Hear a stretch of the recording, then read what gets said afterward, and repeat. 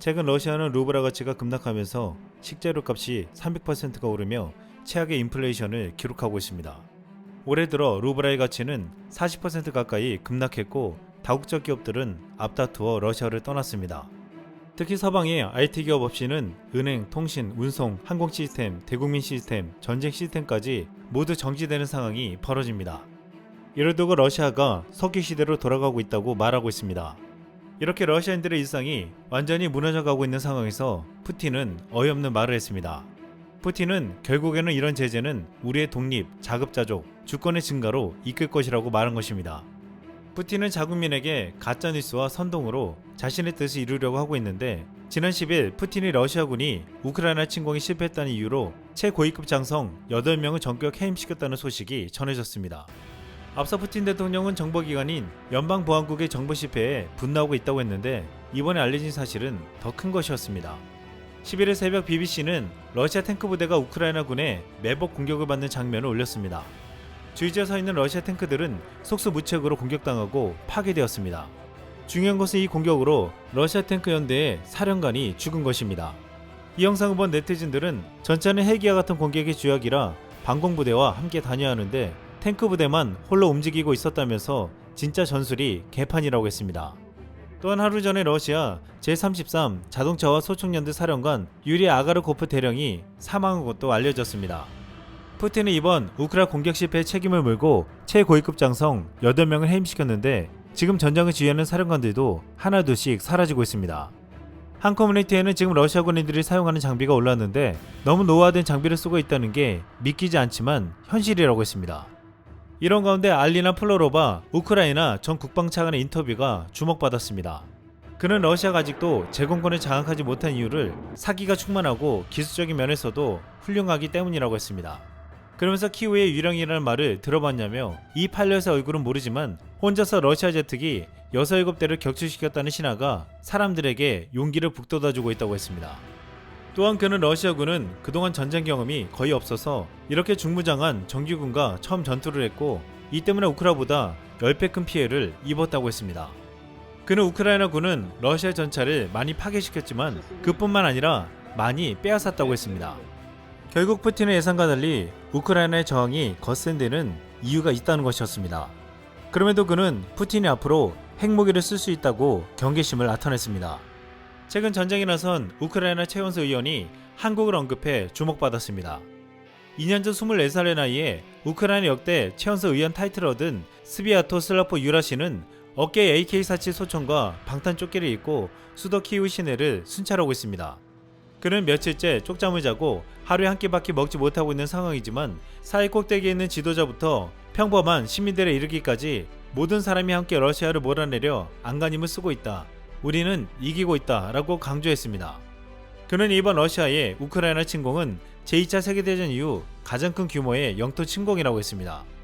그러면서 국제법을 어긴 러시아의 침략 행위가 결코 용납될 수 없다는 것을 우리 모두가 보여줘야 한다고 했습니다. 유라시아는 한국이 우크라이나를 응원하는 것은 특별히 감사하다고 말하며 그는 한국은 전쟁의 참상을 이겨내고 세계 최고의 경제문화 강국으로 거듭난 놀라운 성공 사례라고 했습니다.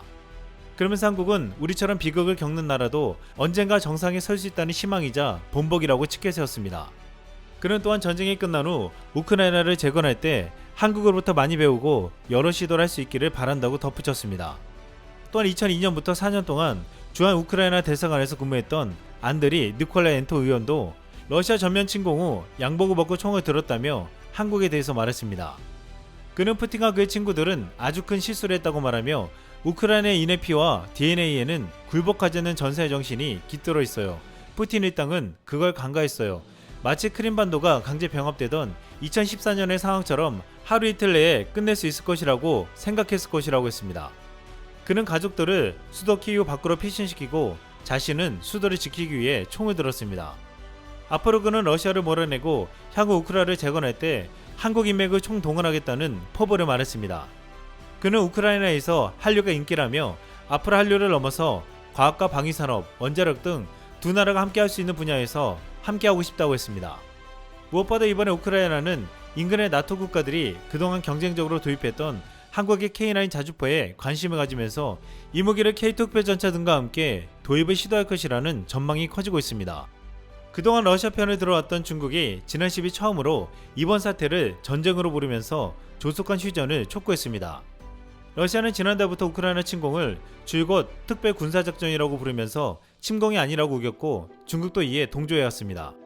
이번에도 침공이라는 표현은 쓰지 않았지만 전쟁이라고 말해 태도가 변했다는 것을 드러냈습니다. 최근 CNN은 CIA 극비 자료를 보도했는데 시진핑이 현재 러시아 상황을 보고 극도로 불안해한다는 내용이었습니다.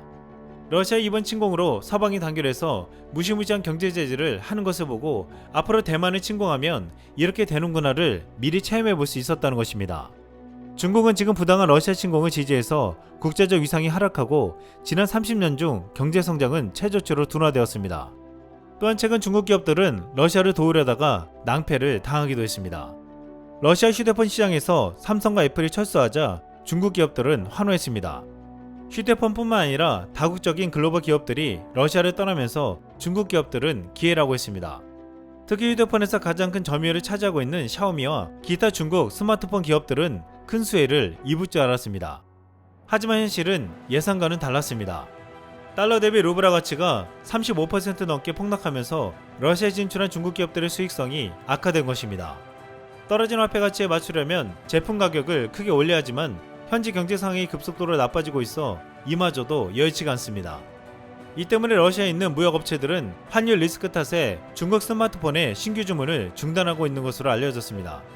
결국 남아있는 중국 기업들은 수혜가 아니라 막대한 피해를 보고 있습니다. 지난 11일 태극기를 달고 가까스로 우크라이나 수도를 탈출한 한 교민이 주목받았습니다. 그는 우크라이나 수도 키이우에 가족들과 살고 있는 정재근 씨였습니다. 정 씨는 키이우에 수십 년을 살았지만 매일 포성이 들리고 집 근처까지 포탄이 떨어지자 대피를 결심했다고 했습니다. 결국 두 남동생과 어머니, 거동이 불편한 80대 할머니를 모시고 피난길에 올랐습니다. 그런데 많은 이들은 그가 한국에서 군복무를 마쳤다는 사실에 놀랍다고 했습니다. 한 네티즌은 그를 보고 현역으로 제대한 어엿한 대한의 아들이라고 표현하기도 했습니다. 그는 2016년부터 21개월간 한국에서 군복무를 받았다고 했는데 한국어를 잘못해서 군대 생활이 처음에 어려웠지만 작업하고 업무하면서 괜찮아졌다고 했습니다.